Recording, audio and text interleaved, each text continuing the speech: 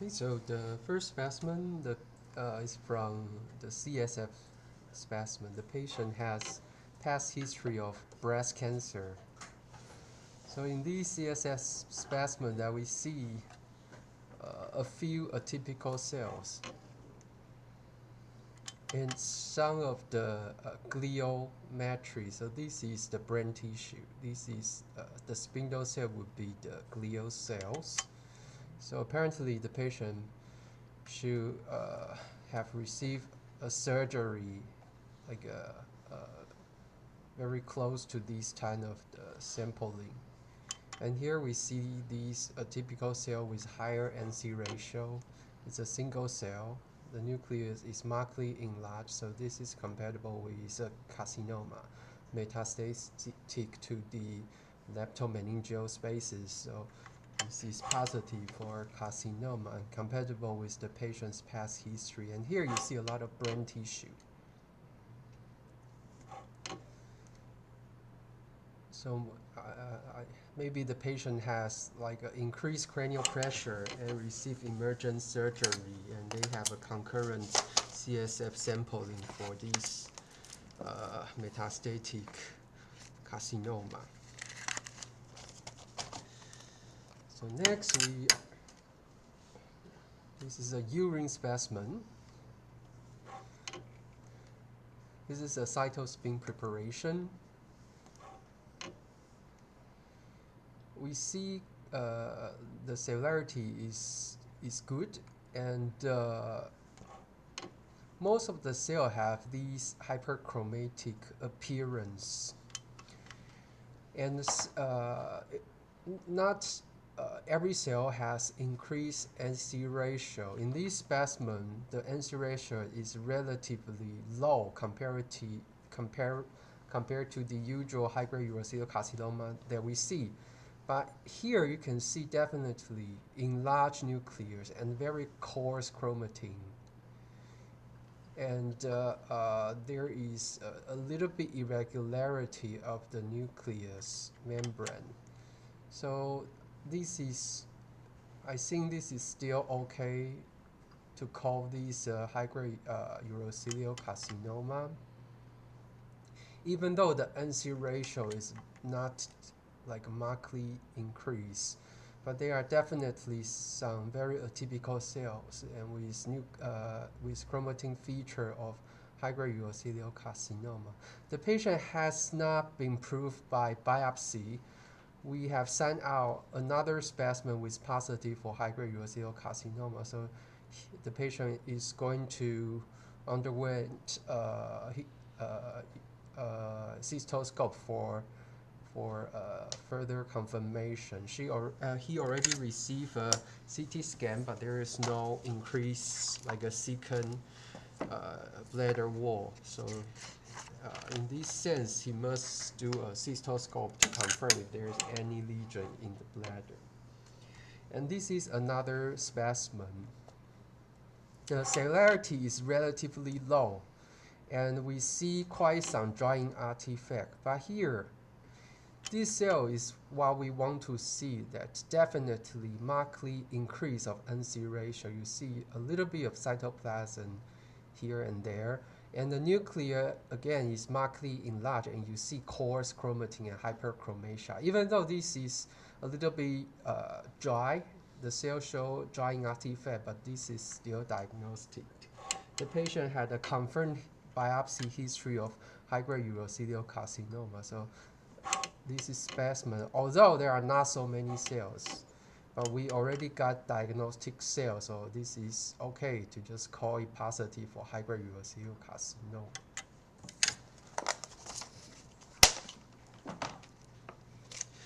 So next specimen is ascites.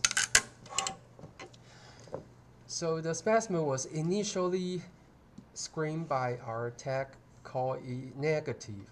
But if you see the requisition sheets, it mentioned that the patient had a past history of gastric cancer, and it is end stage, and it is suspicious for peritoneal seeding. So in this specimen, even though in the background we only see like a single cells. If you go to higher power, this is definitely not a mesothelial cell or histiocyte. You see markedly increased NC ratio. There's a very strange nucleolus, which is in a triangle shape. And the cell membrane, the nuclear membrane, is irregular. Here you see a notch over here. So it is definitely not a benign cell. And this is compatible with poorly differentiated gastric cancer. So if you see some other area, you can definitely see more like eccentric nucleus, which looks like a signaling cell appearance. So this would be the second time in these months the Cytotech called a negative specimen, but it should be positive for signaling cell carcinoma of the stomach. So this is anybody need to pay attention, especially if you see the requisition sheets that it mentioned the patient had a history of gastric cancer. The screener should pay more attention. So in this sense, most of the cell, I would say 80% of the cell, you see the nucleus are actually metastatic adenocarcinoma. It has a very bland looking, but if you go on high power, you can see signaling cell appearance. And from area to area, you will definitely see some unequivocal malignant feature like this very prominent nucleolus, and this is positive. And this is also positive, very typical for gastric cancer over here. So this is positive for gastric signaling cell carcinoma.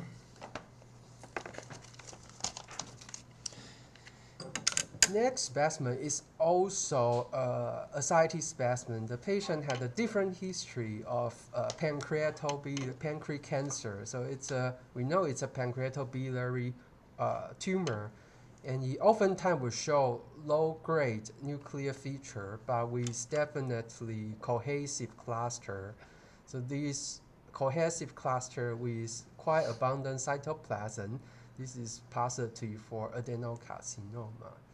And sometimes you will see higher grade of nuclear and in a single cell, which is also okay. So this is compatible with metastatic pancreatobiliary tract adenocarcinoma. So knowing the origin is quite important. So this specimen is a little bit unusual. The patient received thyroidectomy at the other hospital, and the doctor is famous for poor surgical technique. So whenever we receive a patient, like a second consultation patient from him, it's always very troublesome. So the aspiration is performed at the right SCM muscle. There is a SCM muscle nodule. And I think the original diagnosis from the other hospital, which is a goiter. So it is very strange. And so the clinician want to know if it's a recurrence, like a nodular goiter inside the muscle, or it's actually a follicular tumor. And in this specimen, we cannot tell. We only know that they are definitely follicular cells. They are in microfollicular growth pattern. In the background, we see colloid. So this is highly likely it's from thyroid. But in this sense, we can only say it is not a papillary thyroid carcinoma because we didn't see the papillary nuclear feature. However, because of these microfollicular pattern, and we cannot exclude the possibility of a recurrent follicular tumor. In this sense, particularly a follicular carcinoma, if it's already in the muscle. So sometimes this specimen is quite troublesome, but we cannot make definite judgment. The clinician need to decide if they need to go for a surgery excision for this nodule. So this is a relatively unusual specimen.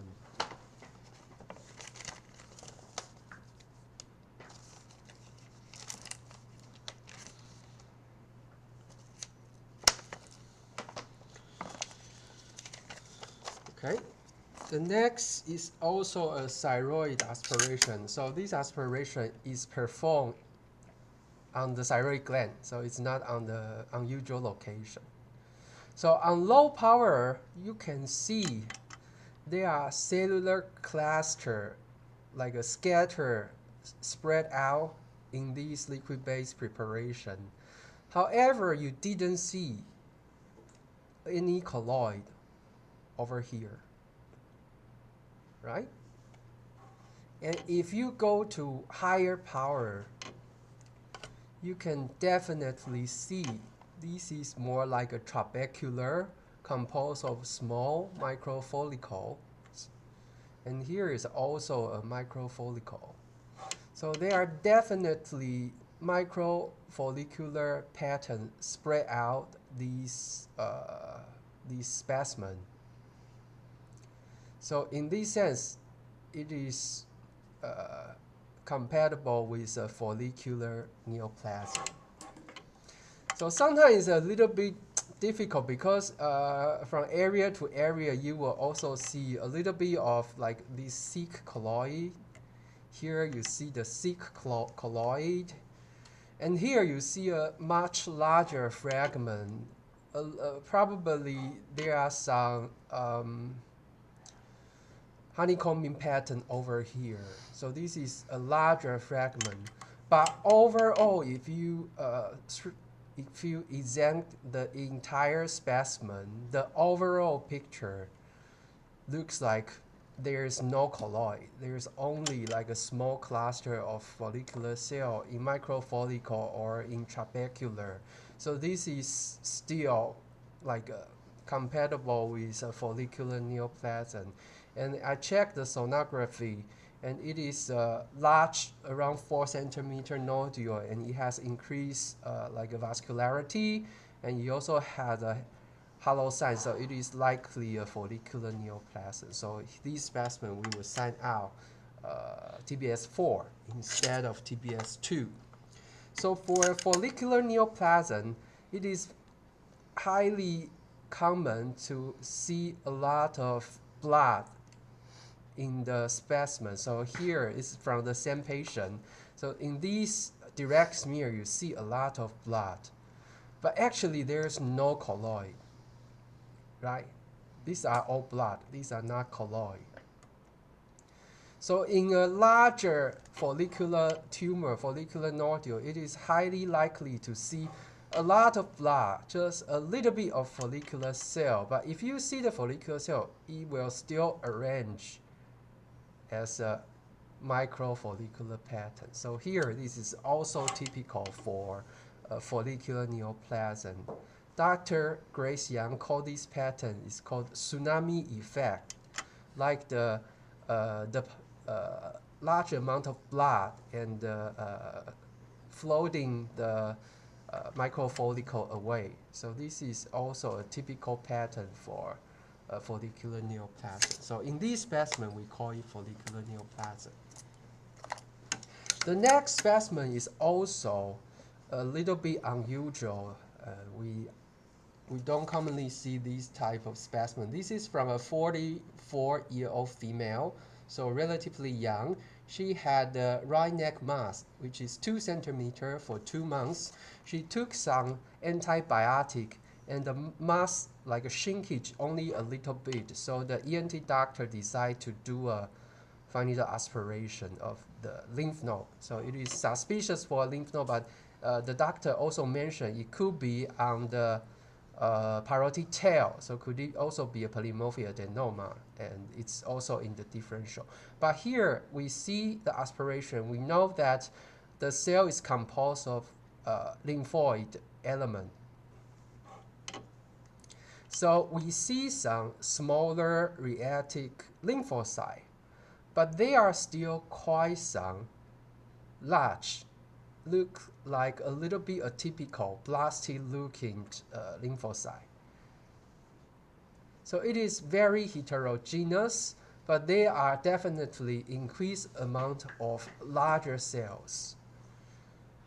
In addition, here you see a histiocyte with some cellular debris inside the cytoplasm. And the histiocyte, the nucleus, looks like a crescent shape. So in a relatively young female with a prominent like chorioresis and you can see there are definitely some chorioresis with tingible body macrophages, and some of the cells are actually quite large. So you feel like this is kind of atypical. You were worried about if there's a possibility for lymphoma, but in the background, still a lot of like a normal-looking reactive cells. And here again, you see a histiocyte with a crescent shape.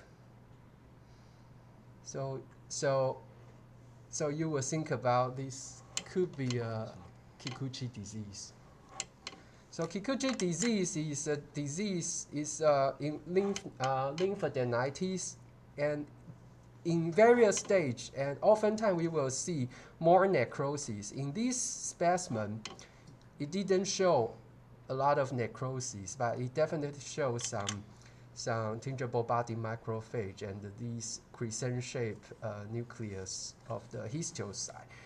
And it is more common in the East Asia. So basically, it's an Asian disease. Usually, white people won't get this disease. And it's more common in the younger age of female patient. So I think this is likely a Kikuchi disease. Yeah, but we will do a cell block to check. Yeah, so because the patient only have one nodule, it is not a group of nodules in the lymph node, in the neck, so likely still a reactive process. So this is not very common, but yeah, I think this is probably a Kikuchi disease. And Kikuchi disease is definitely a benign mimicker of lymphoma. So you will sometimes see prominent larger lymphocyte, but just pay attention to the background. And the patient's age is also atypical for lymphoma. Okay, this is also not very common. This is from a lymph node, also from the neck. The patient had a history of piriform sinus squamous cell carcinoma, and he has received chemoradiation and laser microsurgery. He didn't receive total laryngectomy, and this is a lymph node. On low power, it is very hypocellular. We didn't see a lot of cellular component. Here, this is a very strange fragment. You see some like a blue chunk material which is quite large, and you are not so sure if this is nucleus or this is other different material. Here you definitely think, oh, this could be a nucleus, he could be a nucleus, but here you don't know. It also looks a little bit like calcification or like crystallized material. But this chunk of material, you can definitely see there are some layers over here, right? So this could be keratin. This looks like a keratin material. And here again, this material looks like a large chunk of chromatin. These could be nucleus or could be calcification, I'm not so sure. But what cell is this?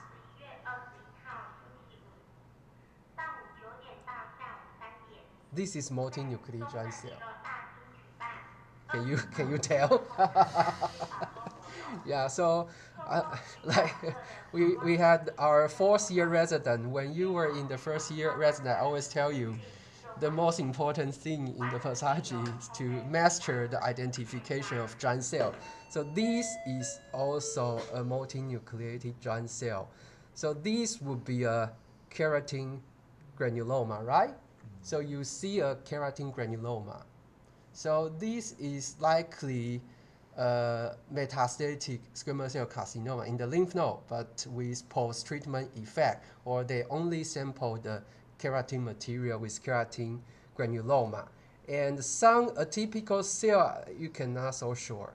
So in these, if this is nucleus or not, I'm really not so sure. So in this sense, we would call these atypical. We would call these presence of keratin granuloma, and should be considered metastatic SCC with post-treatment effect because the patient received chemoradiation therapy. So it could be a metastatic lymph node. Yeah. So this is very paucicellular, but you can definitely see giant cell and keratin. Okay, and there's a correlation case. This is also from a neck lymph node. It is an elder patient. So this is from a couple months ago, and we have a correlation now. So in this lymph node, it is not difficult to call it positive, to call it carcinoma, and you can definitely see its squamous differentiation. So we call this SCC. And after we call this SCC, because in this specimen, it is very necrotic. And also we see some keratinization. In this situation, usually I don't rush to do a P16 because in our patient population, it is still common to have like a cigarette or betel nuts associated SCC. It's not always the how do you say that? It's not always the HPV related, and because it is a very old male patient, I think he's 70 something, and this is his liquid-based cytology specimen. It is not as cellular as the direct smear, but still okay. You see some element. So after the diagnosis, I received a call from the clinician. He asked me to do a P16 because they cannot find primary site. So I do a cell block for the liquid-based cytology. So we learn from our experience that if we do a immunocytochemistry for P16, oftentimes it would be very difficult to interpret. So it is better that we can do a cell block and then do P16. And in this specimen, in this cell block, we didn't get a very complete fragment of the epithelium. We only see these degenerated single cells like falling out, look a little bit necrotic. That's what we have. We didn't get any like a chunk of intact epithelium. However, I still do a P16. For P16 evaluation, especially for oropharyngeal cancer, we want more than 90% of en bloc staining. So here we see scatter staining, but a lot of cells didn't have staining, and the scatter staining is definitely less than 30%, I would say, probably less than 20%. So I call this negative. However, the patient just recently received the excision of the lymph node because they cannot get the primary. And it is diffusely positive for P16. So when we go back to the lymph node, I would say the aspiration probably getting material mostly from cystic necrotic area, because you know from the pressure, this is the lower pressure area. So if you taken the specimen from the lymph node, it's likely you will sample these like a lower pressure area first. So you get the material from here, mostly just degenerative squamous cells, not these like a very intact cellular fragment. So if you go back to see the P16 in this degenerated area, it looks like this. You can probably still call it negative. It looks like our finding aspiration cell block. So in our previous experience, if we, in the cell block, we get the very intact fragment of epithelium, for P16, it works really well. But from this case, what we learned is that if we only get degenerative debris, it is better not to do the P16 and just tell the surgeon that we don't have enough of specimen. So I learned from this case that I should not do the P16 because the surgeon asked me to do. Because in the old time, we try to do it on immunocytochemistry with the cytospin preparation. It doesn't work well. And then we shift to the cell block only. I only do P16 on the cell block. And if we see the intact fragment of epithelium, it works very well. But in this sense, because there is no intact fragment of epithelial cell, and we should just tell the surgeon that we don't have enough material. So it was proven to be a P16 positive SCC, and it's likely from the oral pharynx, from the tonsil. So it took 2 or 3 months to let the clinical finally understand that it's true that it's from the tonsil. So we mislead them at the beginning, so we should avoid that in the future.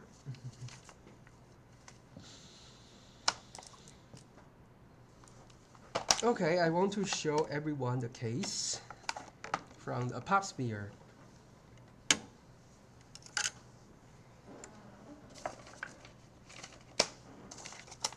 So this is from a 41-year-old female.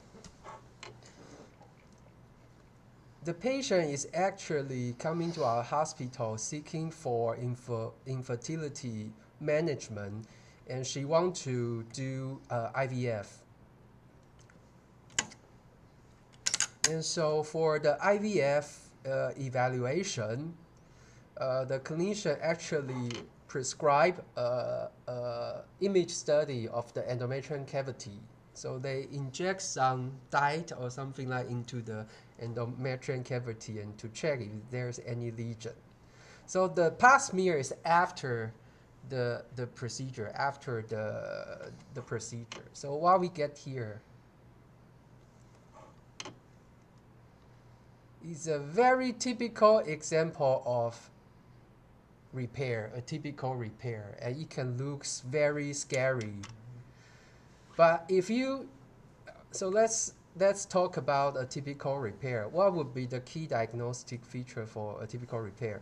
Dr. Huang can say one, and Dr. Zhang can continue. Process. So we would like to see cellular process. Okay, Dr. Zhang. Very prominent nucleo. But cancer can have very prominent nucleolus. Lower NC ratio then. Lower NC ratio is correct, but the most important thing is that you will see a very cohesive cluster. So this is a cohesive cluster, and you will see in this cell you have cellular process. It can be very polymorphic, so you can see this is a smaller nucleus, and this nucleus is probably like 10 times larger than this one, and they could also be infiltration of the neutrophil inside the cytoplasm, but you will see a very cohesive fragment with process, and these we call it a school of fish. It still maintains a school of fish feature. So here you see typical. Here, this is probably a more like a lower uterine segment fragment, and from the this you will see double contour. So this could be an endometrium.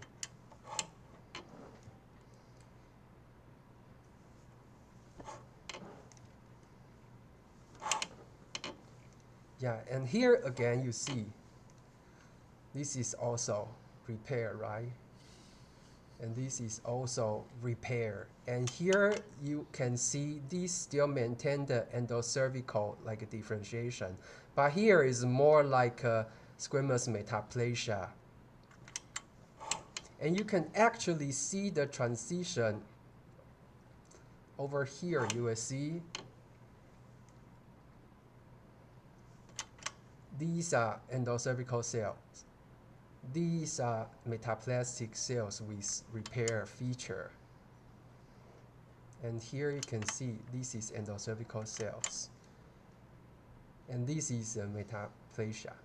So for the board exam, I will definitely have a question for this type of like a pap smear. It is very important for our doctor. Do not call this positive for malignancy. Okay, so this is a very important like a smear that you need to take a look and remember. So this is a typical repair. Whenever you encounter the atypia in this like a degree, you will definitely think that the patient must has done something before. So in this case, he have done the evaluation for the IVF to do a injection of dye into the endometrium cavity. Okay, so this is the case for today. Okay, thank you. Thank you.